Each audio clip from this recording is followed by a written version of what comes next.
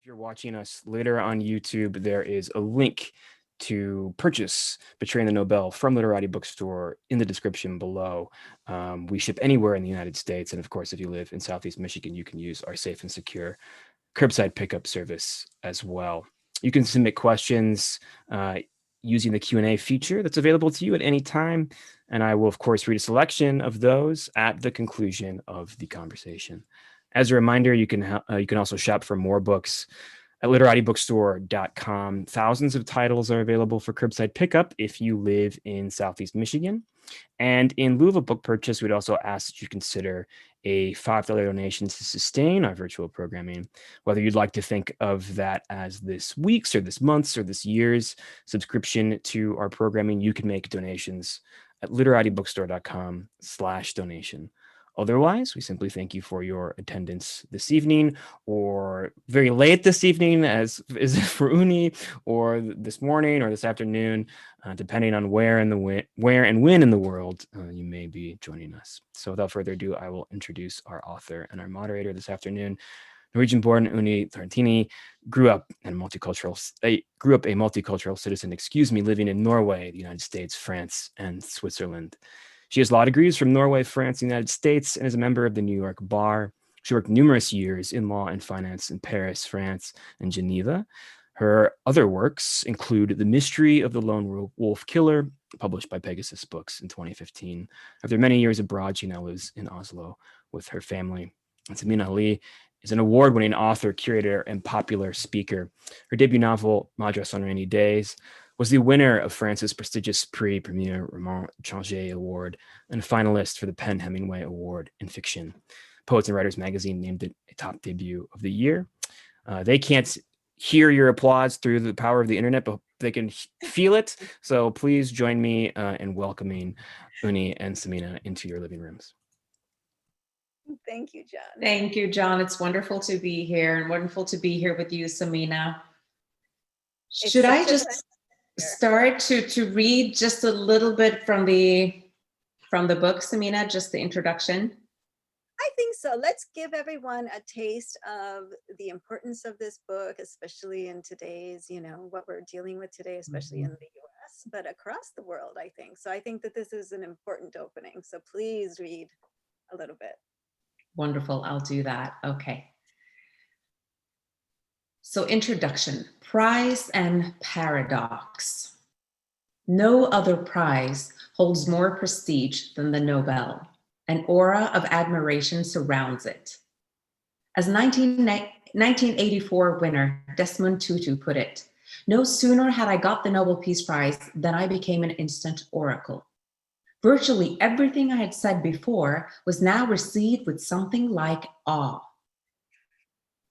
No other award is followed by just about every country in the world and commented on by just about every newspaper and television network. However, the Nobel Peace Prize as we know it is corrupt at its core.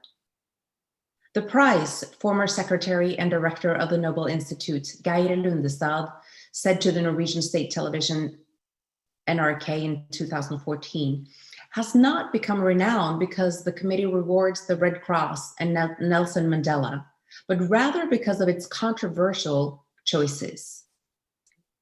Controversial choices are fine as long as the committee, as executors of Alfred Nobel's last will, sticks to his instructions.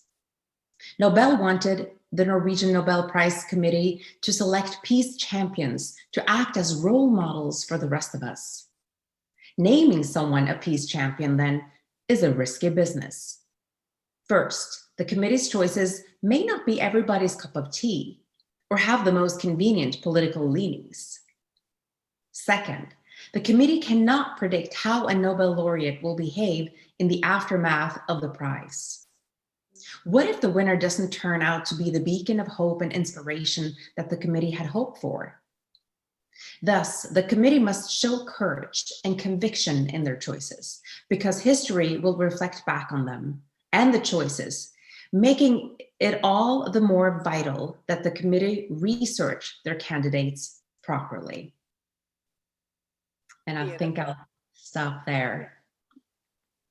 Yeah. Thank you so much, Unni, for reading that. I think the sentence that pops out at me, here's a copy of the book for everyone. It's a beautiful book. I had the honor of reading this, as you know, several months ago, and I have to admit, Unni, that for me, it was a shock. It was a complete shock because, you know, I think I represent the general public when I say that, you know, you just believe that, well, it's the Nobel Peace Prize. The person who receives the Peace Prize deserves the Peace Prize. And I can understand why Desmond Tutu would say that suddenly, you know, everything he had said, suddenly he had become this oracle, because that is the power of the Nobel Peace Prize. And it was a shock to me to see the kind of selection process that went into some of the Nobel recipients. So I wanted to first talk to you because let's start at the beginning, because there is so much to unpack in this book. So let's begin at the beginning and say, okay, so I know you're living in Norway now. I know you're an attorney and you're a writer. So the question every writer gets, why this subject? Why this topic? What inspired you to go and do, I guess, what I would call like an investigative book on the Nobel Prize? Yeah. So, well, I've always been very curious by nature. I always enjoyed doing research. That was probably the part of being a lawyer and an attorney that I enjoyed the most, was the research part. And I always, as a Norwegian citizen, even though I was living abroad most of my adult life, I was always very proud that the Nobel Peace Prize was given out by my home country. Yeah. And I always, you know, I always, as most other people, thought that the Peace Prize was this revered, you know, wonderful thing that we have for the world. And then in 2019, when the committee gave the Peace Prize to Barack Obama, when he had been less than 2 weeks in office, that's when he was nominated. When he was announced the winner, he had been approximately 8 months in office, and he hadn't really done much yet. None of the things that the committee announced that he had done. So I thought that was quite curious, and I realized I wasn't the only one, because, you know, then the media picked it up and they started writing about it, and everyone was quite surprised, and Barack Obama himself was really surprised. And so when the committee announced Barack Obama as the winner, some of the journalists present, they were pressing for answers on what exactly had Barack Obama done to deserve the Peace Prize. And then after sort of a lot of back and forth and vague answers, the committee chairman said, "We want to send a signal." And so that's when really my quest began, because I wanted to know, okay, so what is that signal? What are they trying to tell the world? And then I was curious, and is that the same signal as Alfred Nobel had when he would hit his intentions with the Peace Prize, right? So that's when my digging into the past and into the history of the prize and into Alfred Nobel as the man that he was, an inventor that he was, that's when that really began. And then it took years, of course, you know, and I did other things, and I wrote, you know, the other book in the meanwhile, and I sort of, you know, but I always had it there, this curiosity, and then finally it became a book. So it was really out of curiosity, and also a critical view on what I believed, because what I discovered was shocking to me as well, and I discovered that it wasn't as honorable as I thought it was. And what Alfred Nobel really wanted with this, because he really wanted for us to create a better world, and for us to have more, to you know, the Peace Prize winners should be peace champions, to be beacons of hope for the rest of us, an inspiration, that this is what a true leader is. Yes. So just to make sure everyone is on board and on the same page. Yes, this is the same man who created the atomic bomb. Dynamite. I'm Dynamite. sorry, dynamite. Yeah. And made millions off of it and became one of the wealthiest men. And so go back and give us a little bit of history on who he is. Yeah. And then just a little bit about his will, because the will in which he does designate, Norway to give out the Nobel Peace Prize, just let everyone know what that says and what those intentions were. And why do you think he gave it to Norway in particular? Because he wasn't Norwegian. No, absolutely. So he was Swedish. Alfred Nobel was Swedish. And but he was very, he traveled when he was an extremely intelligent young man. And his father was also an inventor and an industrialist. And he lived in Russia with his family for many years. And that's where they were in the laboratories and together inventing a lot of things. Actually, I believe that Alfred Nobel at the end of his life had something like 355 patented inventions, which is quite incredible. But he's most famous for, or infamous for, dynamite. And of course, dynamite can be quite dangerous.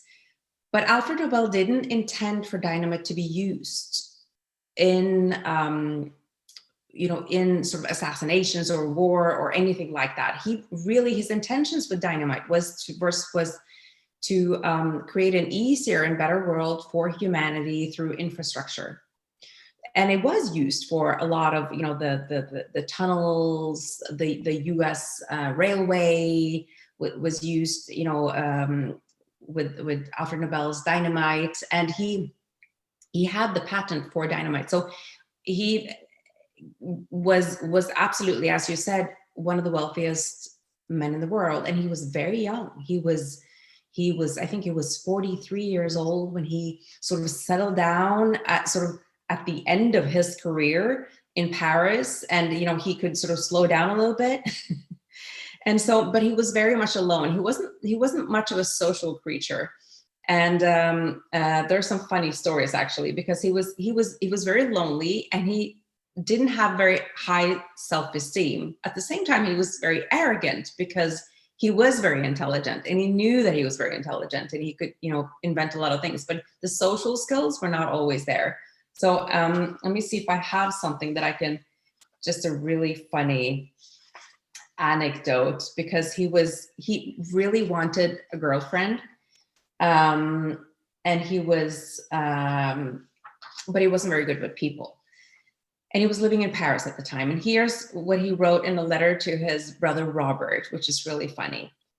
He wrote, "Personally, I feel that the conversation of the Parisienne is among the most insipid there is, while communication with educated and semi-emancipated Russian women is exquisitely pleasant. Unfortunately, they have an antipathy to soap, but one cannot ask for everything." So it's not just, hilarious. And then, so he didn't find any, Parisians or Russians that he liked. So, but he traveled a lot, because he had factories and just about everywhere. So he went to Austria, and there he put an ad in the newspaper, a main newspaper in Vienna, seeking for a personal secretary, but really he was looking for a wife. And so this young woman, she was a countess. She was, from a noble family, but but her family didn't have a lot of money, so she had to work for a living. And because of her education and status, she became the governess or nanny for the von Zuckner family, which is a very wealthy family in Austria. And so this her name is Bertha. And Bertha and the youngest son of the von Suttner family, they fell in love, actually. And of course, the mother would not have it because she was not fit to marry her son. She was poor, although she was, highly educated and well-mannered. And so she forced Bertha to respond to this ad that Alfred had put in the newspaper. And so she got the job, she was highly qualified. She got the job and she was very intelligent. So they had a lot of great conversations. And Alfred, of course, she was beautiful, she was smart, and funny, and they had great conversations, and he quickly fell in love. And when she discovered this, that he wanted something more, then she told him, I'm sorry, I can't stay. I'm actually in love with someone else. And then she left. And so she went back to Austria and actually married the son of the von Suttners. They were like rejected from the family and took like 10 years before they were able to move back to the family estate. But she and Alfred stayed in touch over the years, and they were like best friends. And he never stopped loving her, although it was very clear that, she was married and, like they were just friends. But what's interesting here is that she was one of the pioneers in the cause of peace. And she organized all these conferences. She wrote a book that was a bestseller at the time called Lay Down Your Arms. So she was really upfront, like this was like unheard of, right? A woman, she was strong, she was a writer, an activist, and she did all these wonderful things. And so she and Alfred had a lot of conversations about what was the best road to peace, to how do we get a better world? How do we create a better world?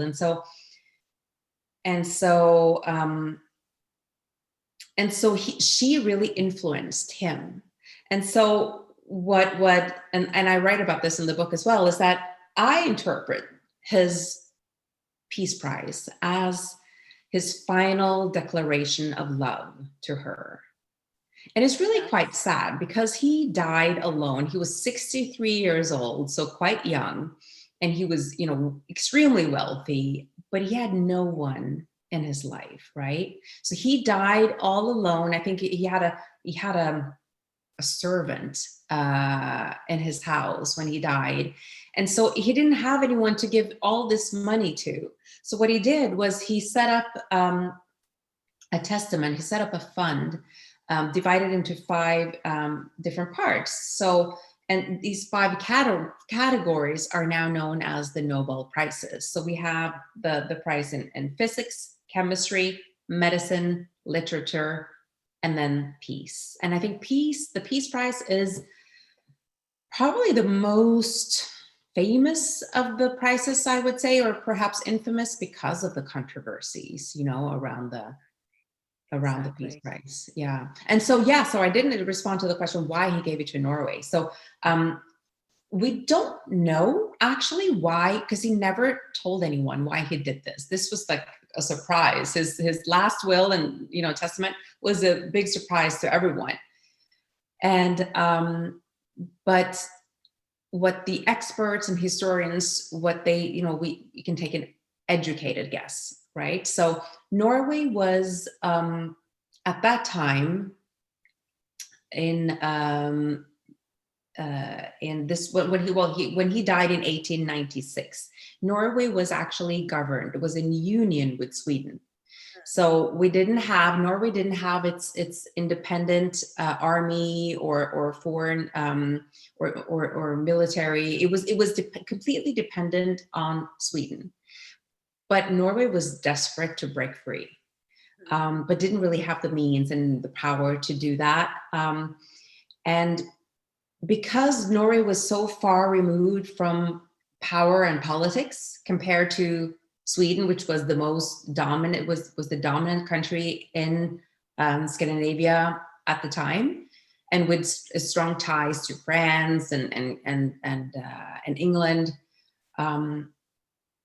We believe that he gave it to Norway to avoid it becoming a political tool, right? And part of a sort of a power struggle.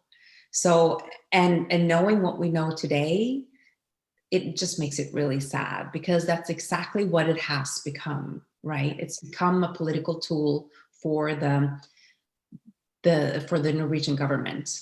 Absolutely. And I think that's what was most startling to me as someone from the outside who, as I said, just believed that, of course, the committee would do the research.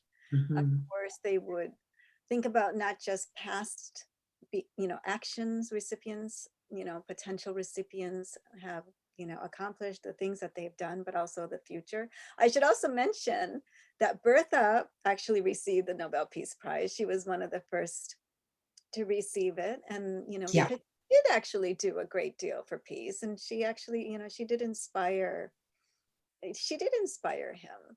It's fun. She was the fifth recipient of the prize and the first woman to win the prize. And she should have been the first, right? She should have been the first. But back in those days, it was unheard of that a woman would win any such award. So she was the fifth. But yeah, but absolutely. And she did a great deal for peace. She was a true peace champion. Exactly. So where do you think the committee started to go wrong? When did it become more about politics and about creating alliances and less about peace? Yeah, so I think it started with the last will of Alfred Nobel, because so it started very early, because he made one mistake. He gave the responsibility of the Peace Prize to the Norwegian Parliament, which is the political body, obviously. The Parliament in Norway elects the members of the committee. So we have 5 members. There's always been 5 members on the committee.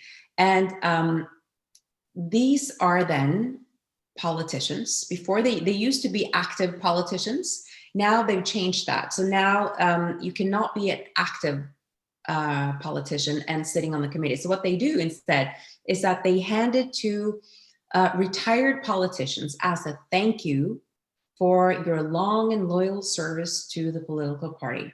So there's no, they don't really care about if that person has an interest in peace at all. All they care about is how they have served, their political party. So it's really, it's a bunch of politicians sitting on the committee.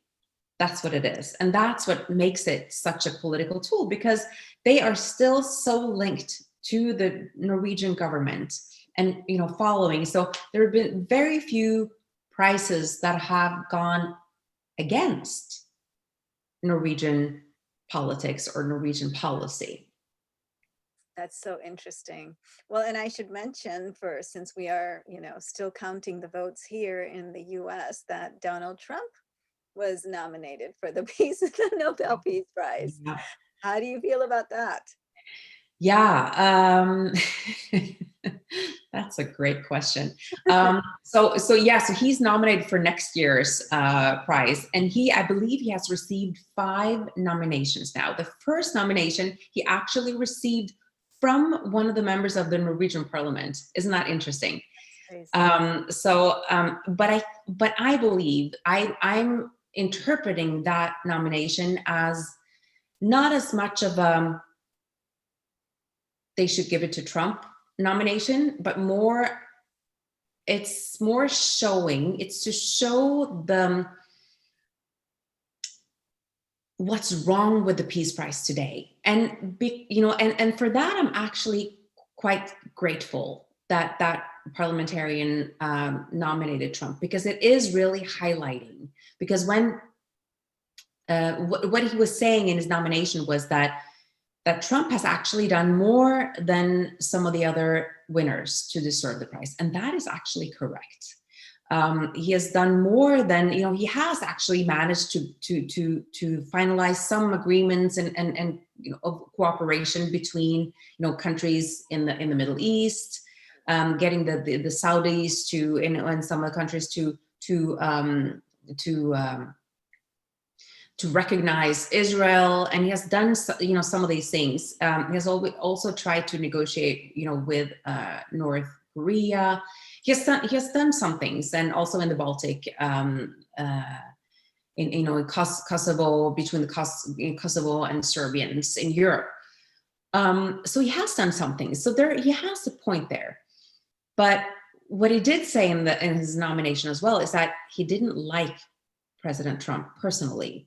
And what I think he means by that, and where is that Trump doesn't have a unifying voice, right? He has created a lot of division and you know, within people, and we see that in the U.S. now, right? And also, as you know, I mean, the U.S. is one of the most important, I think it's the most important ally of Norway.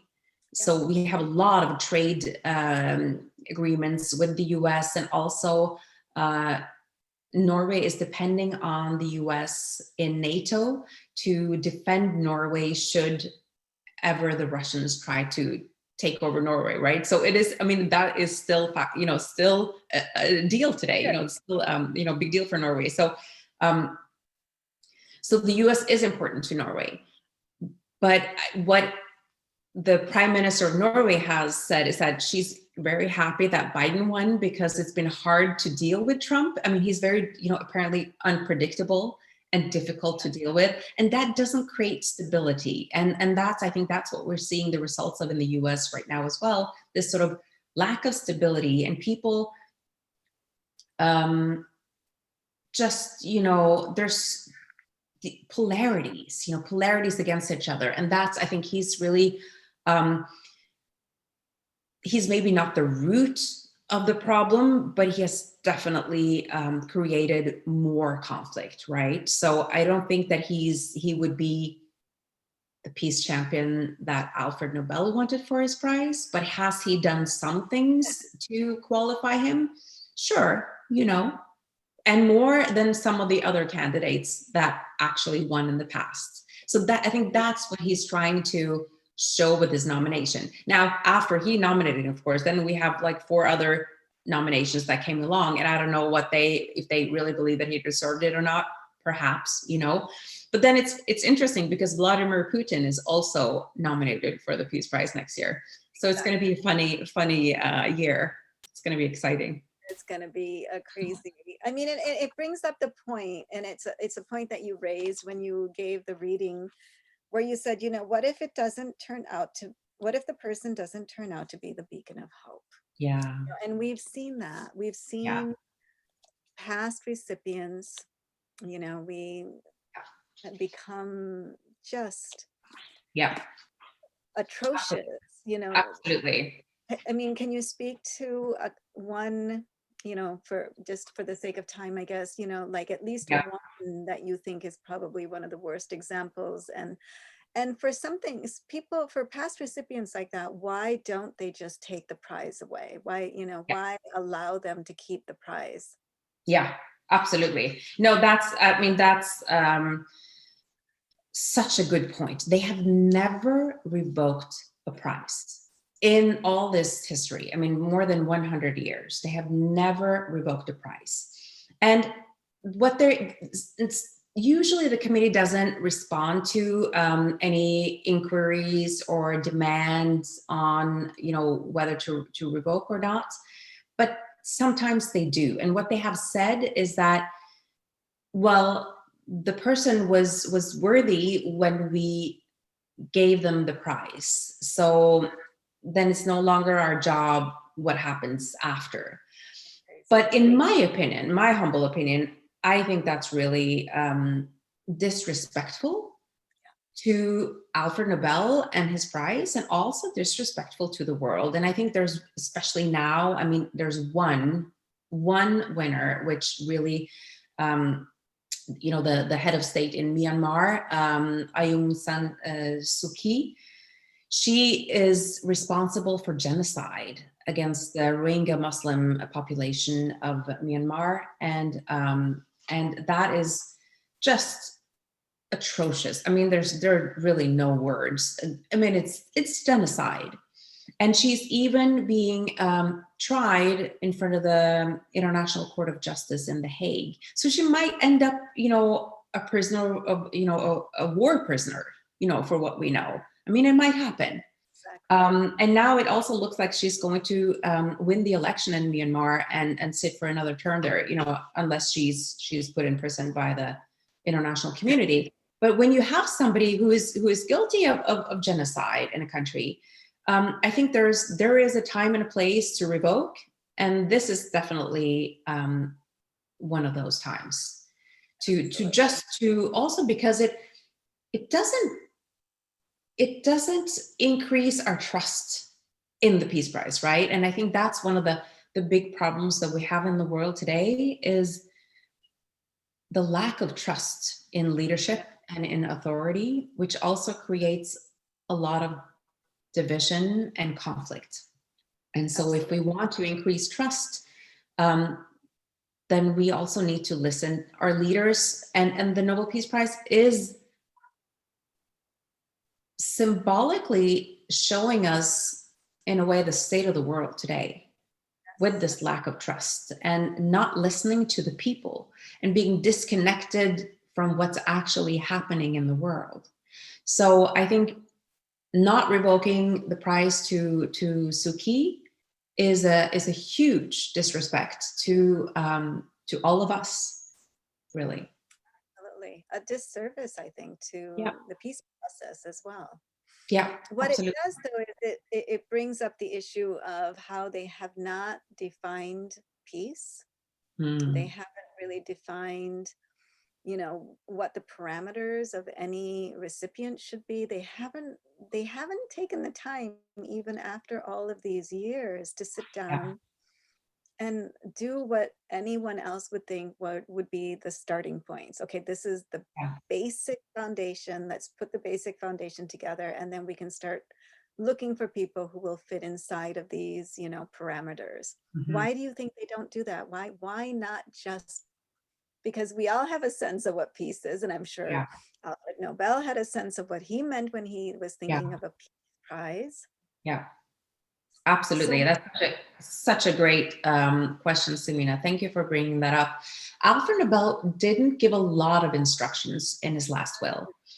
But what he did say was that he wanted the winner to be a champion of peace, having done the best work for fraternity between nations, the abolition or reduction of standing armies, and finally, for the holding and promotion of peace congresses. So we have 4 elements here. We have champion of peace, brotherhood between nations, abolition or reduction of armies, and peace congresses. And peace congresses, what he meant by that was just gatherings of people, getting people together, activism, right? So, it's not very precise, but there are some indications. And obviously, he wrote this more than 100 years ago.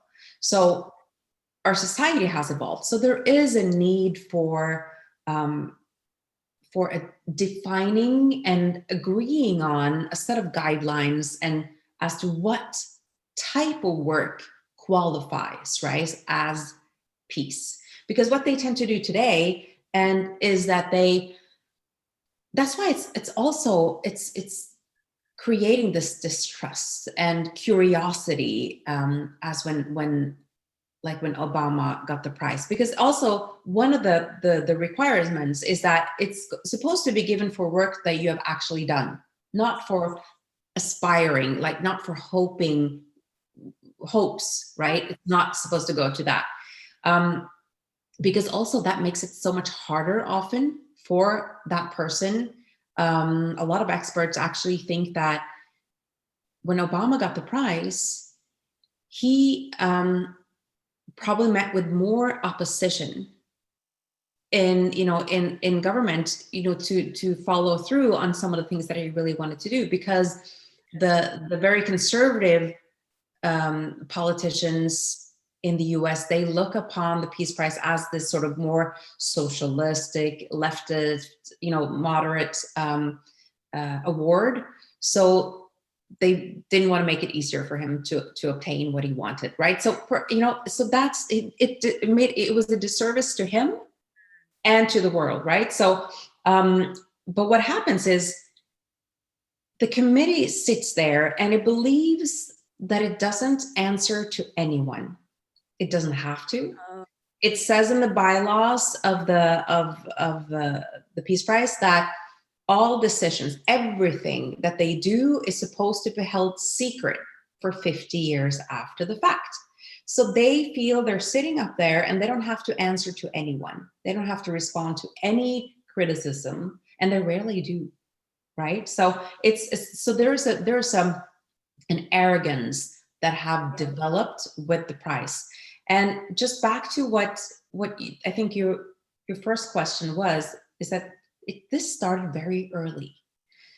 And because they were politicians sitting on the committee and still are today, because of Norway's, then Norway actually broke free from Sweden in 1905, so very soon after it received the Peace Prize. So back then, it was very important for Norway to strengthen ties with other countries than Sweden or Denmark, right? Because they didn't want to go back into, being one of their sort of colonies.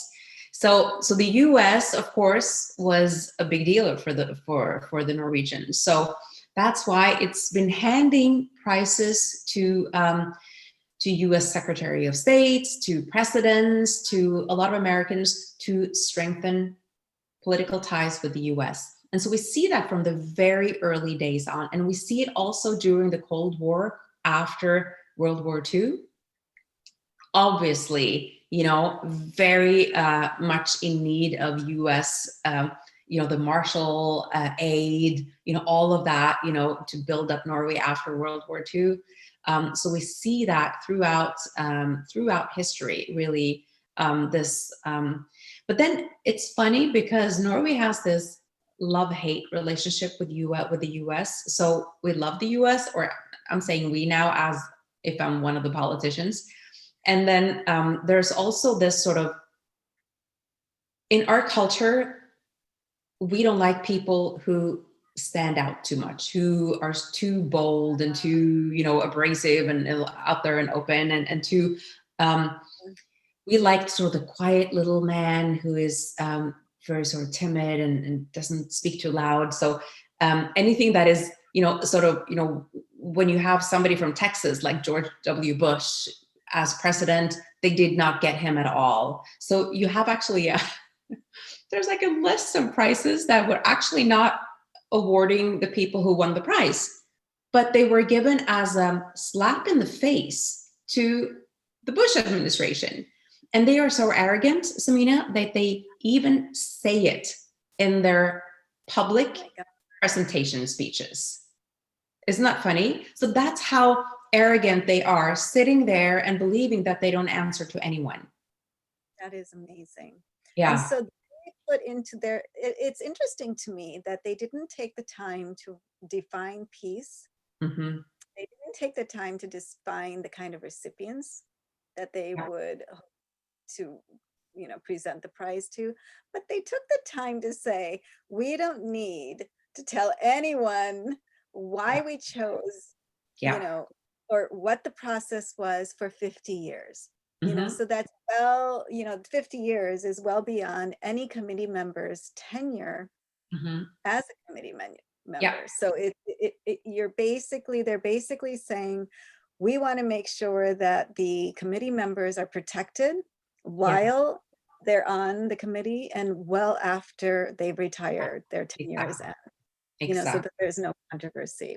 So on the one hand, they're protecting themselves. On the other hand, they're using the prize, which should be given to actual peace champions. And instead they're giving it to create, from what you're saying, it's more of an international relations. It's more of a, I want to have better relations with the US. I want to try to have better relations with, these other various countries. So I'm going to choose someone who represents that country, such as Obama, to present this prize to. Yeah, absolutely. And then you have the celebrity prizes, Samina. Those are really fun. So they also, because they want to be well liked and they want to attract attention to Norway and the Yeah. committee and the work that they do. So they give the prize also to people, who are already have a platform, who are already famous, who, don't really need the prize to do what they're, here to do. And also because they receive a lot of pressure. So there's a few of those, Malala in 2014. Oh, she's wonderful what she's done and what she's, the work that she does is amazing.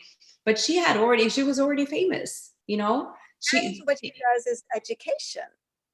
Exactly. So the scope of her work is actually outside of Alfred Nobel's scope of the prize. So this is also where we need a definition. But the problem is that if they are to define peace, then they're also closing off to, for themselves, the possibility to use it as a political tool.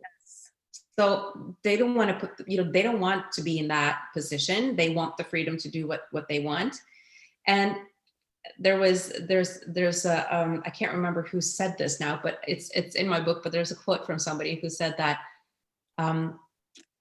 it seems that the committee decides that, this year we believe this is a good cause and we'll call it peace, right? So it's really like, really, this year is like, so it's really, it's quite surprising sometimes. They gave it to Muhammad Yunus as well for microfinance, and so, right, and that was also another, celebrity prize, and he could have received, like an economic prize or something, but not the peace prize. Although poverty reduction, what they put it under was poverty reduction, and I believe strongly that poverty reduction is extremely important for a more stable world and social justice, all these things.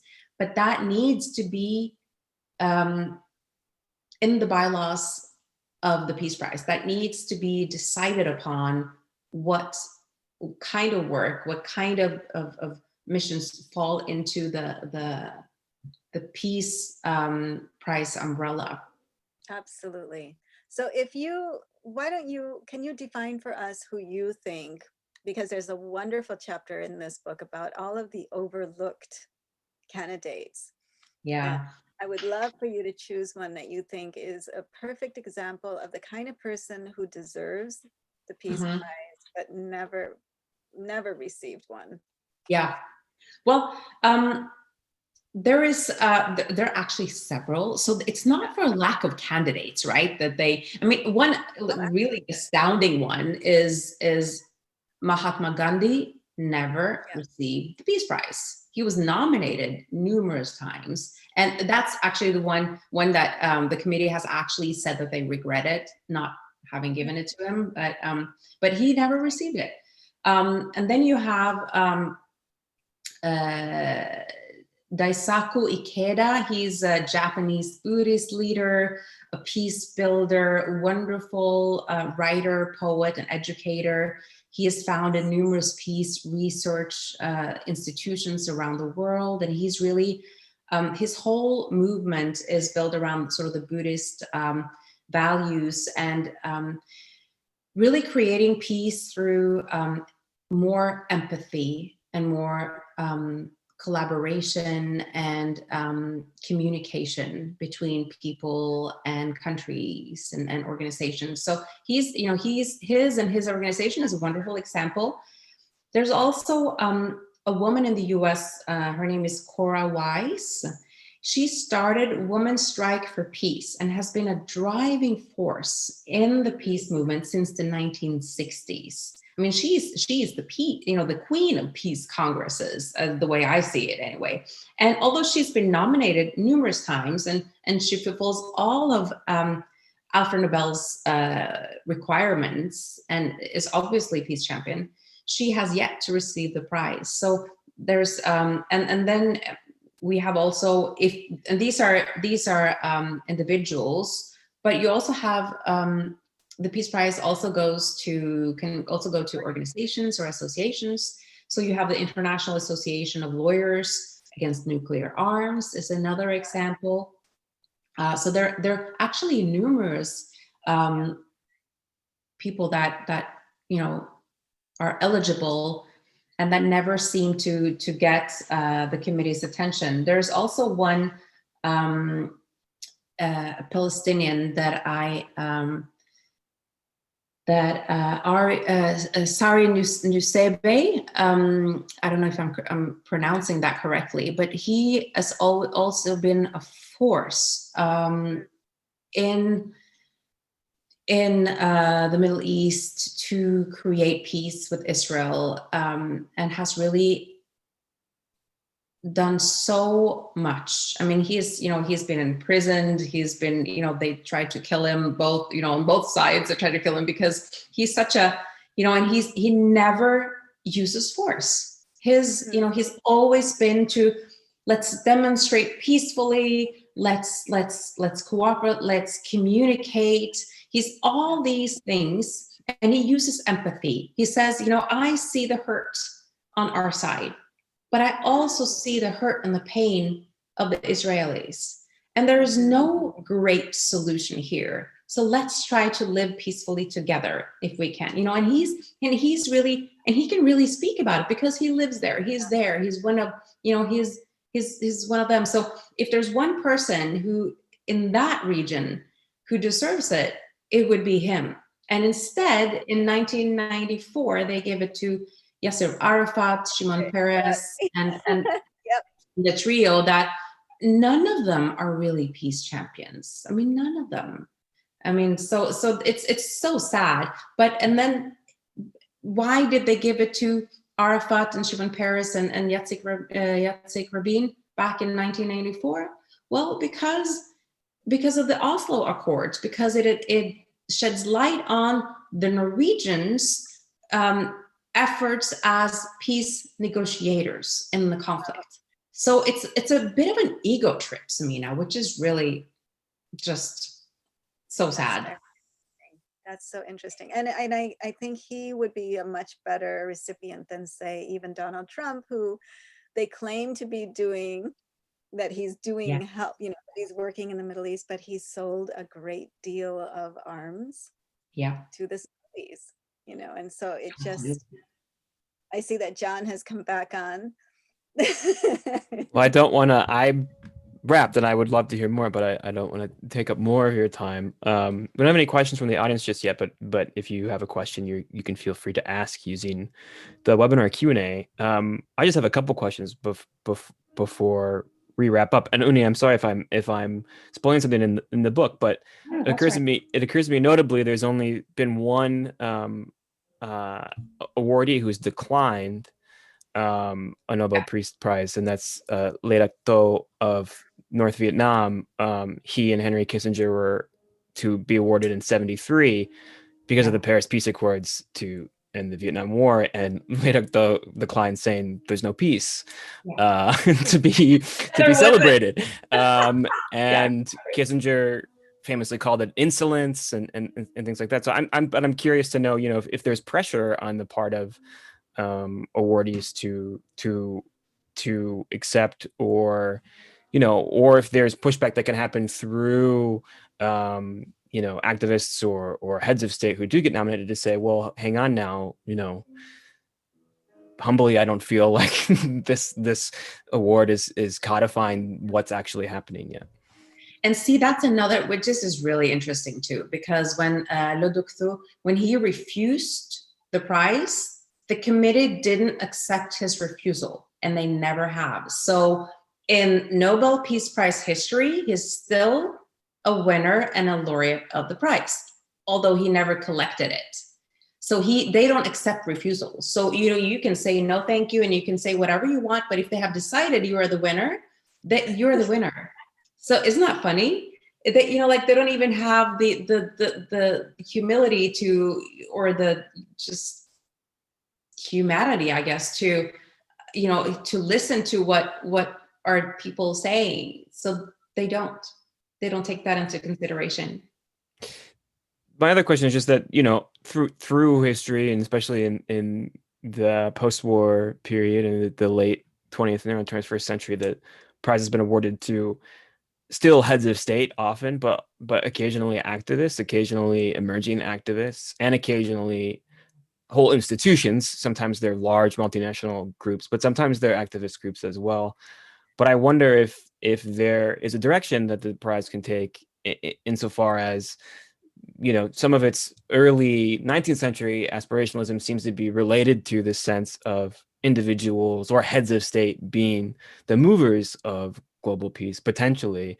And if maybe that's an outmoded kind of view or worldview for the prize to have, and there might be a new avenue to perhaps focus the prize away from heads of state or away from codifying potentially like what one hopes a head of state or powerful political figure will do, and towards groups and individual and movements, which they've kind of maybe never done. It seems like they've done in organizations and individual activists.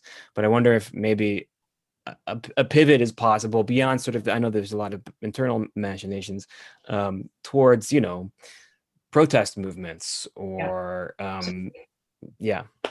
I wish that's something I write about that in the book too. I wish personally that they would show more courage in their crisis and sometimes steer away from the already famous and heads of states who have a platform and the resources to do the work, right? And that's not to say that they can never give to a head of state, but I think it would be wonderful to really give people who are doing great work in this world, like Nusebe in the Middle East, Cora Wise, all these people, these individuals that do great work but don't have the platform, right? They can just do so much more. Mm-hmm. You get that everything that comes along with the prize, right? So they have done sometimes, and it's not to say that the committee never chooses, great people for the prize, and they have done. And I think you meet Samina Shireen Abadi from Iran? She's, she does great work, human rights activist and women's rights, and really brave. And I don't believe she even knew that she was nominated when they called her. And that's the story I've heard, but I don't know that for a fact. But so that's, so that they have, and she was completely unknown. She became famous because of the prize. So sometimes they do that, and I wish they would do it more often. She's a great example. She's actually the first Muslim woman to ever receive the Nobel Peace Prize, and she's from Iran. And after she received it, unfortunately, she was still in Iran at the time, and they confiscated the prize. They threw her in jail. They did lots of things because of the international attention that she was receiving for the work that she was doing. So it can truly give you a platform. And, really now she's, she no longer lives in Iran, she's in Europe, but it really can be a life-changing award for not only the recipient, but, for all of the people that the work that the recipient does, actually, the lives of the people that recipient touches. It can be transformative. Absolutely. We've reached the top of the hour. Samina Ali, Unni Turrettini, thank you both for joining At Home with Literati this afternoon, this evening, this very late evening in Unni's case. Thank you so much for staying up. Thank you so much for having us. Of course. You can purchase the book at the link in the chat. There's also a link if you're watching later on YouTube to purchase in the description below. We hope you both continue to stay also safe. There's a link to a free gift right. I'm giving also. So if someone wants that, they can click on that. I think there's a link to that in the... Yes, on the event page, which will also be in the description of YouTube as well. Right above where the book is, where you can purchase it, there's a link to get a free gift from Unni if you purchase the book through Literati Bookstore, which we greatly appreciate. We hope you both continue to stay safe and be well, and hope to have you in the bookstore hopefully soon on the other side of all this. But until then, be well. And to all our attendees, thanks for joining us this evening, and we'll see you at the next event. Take care, all. Thank you so much. Bye. Bye.